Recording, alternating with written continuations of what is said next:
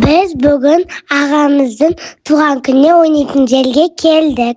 Бұл жақта ойнайтын заттар көп екен, іші әдемі екен. Біз бірінші ішін барлығымыз аралап көріп шықтық.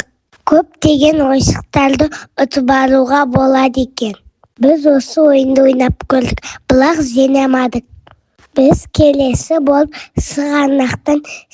сығанақшы болып төбеге міндік. Сығанақтан біз бәріміз өте жылдам сығанадық. Яқта кішкентай балаларға арналған ойнайтын заттар көп. Және де біз аяқтағы барлық ойындарды ойнап шықтық.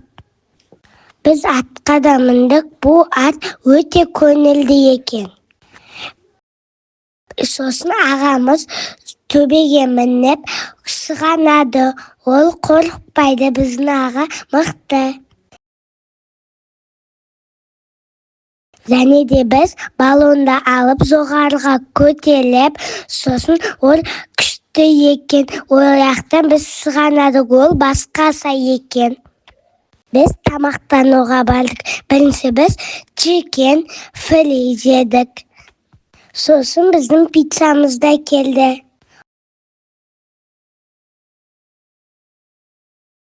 Ойыншық машиналарға мініп, бәріміз дарысып ойнадық. Жинаған карталарымызды ақшаға айырып бастадық. Сосын барлығымыз салсап таксимен үйге қайттық. Бүгінгі күн бізге қатты ұнады. Мама мен папаға рахмет.